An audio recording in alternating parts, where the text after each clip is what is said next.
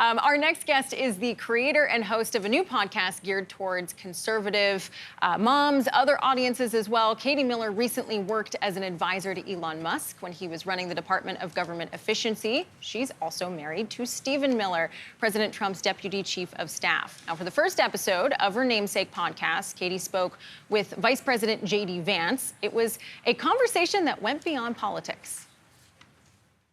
So what's your daily routine? Are you working out? What time are you getting home? Are you putting the kids to bed? Who does the bedtime? Yeah, so I normally wake up before Usha and the kids. And if I wake up early enough, I'll work out then. If not, then I'll take the dog out, start getting stuff ready for the kids. And then usually we'll come to work around 8 or 9.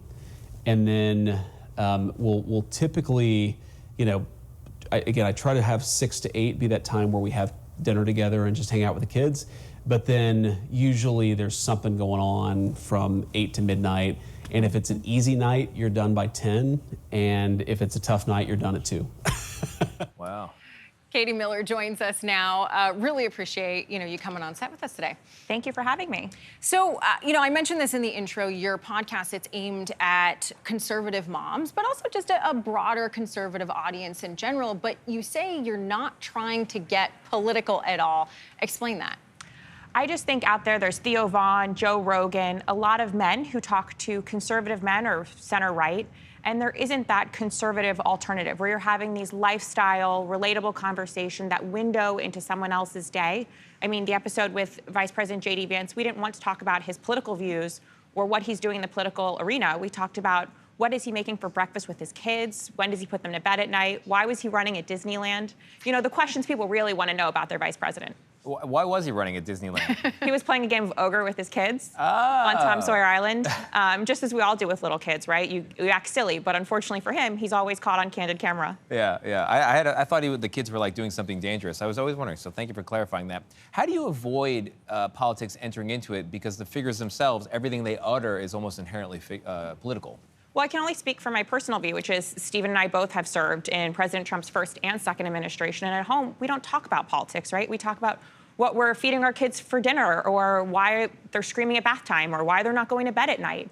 And for us, those are the conversations we're having with our friends. And so I thought if you could have those conversations and export them so other people could know what is a window like into our lives and our friends' lives, maybe that can help someone else going through their bad day. Because I think so often on TikTok and Instagram, you only get a minute of someone's day. You don't get the full breadth of how difficult it is, or what's life like in the public eye. What's it like to take your kids to a farmer's market and watch them scream while you're being video recorded? You mentioned the manosphere, right? Like the Joe Rogans, the Theo Vaughns, certainly helped a lot in terms of getting President Trump elected. That was something that he was going on those podcasts where we hadn't really seen something like that before. Why do you think that the podcast for conservative women space is gaining traction? And do you think it could be a tool in the next election to recruit women voters? Absolutely. I've been saying that in order for the Make America Great Again movement, this movement that President Trump started, in order for it to succeed in the long term past, President Trump 2028, if you want to make that joke, is that, you have to build a conservative audience now. And so my idea of success is that there is a place in an audience for conservative women in 2028 for someone to go and talk to, because for so long I've worked for high-powered men, whether that be a vice president, Elon Musk, President Trump, and there isn't that audience. And so I thought if I could do this now, that would be my idea of success. I think women we're our hardest critics and our hardest judges. Amen to that. And I think that's maybe why there isn't, another female in this space doing this. There's a lot of women podcasters and a lot of women conservative podcasters. You look at Candace Owens or Megyn Kelly, but they're often talking politics. There isn't someone when I'm unloading the dishwasher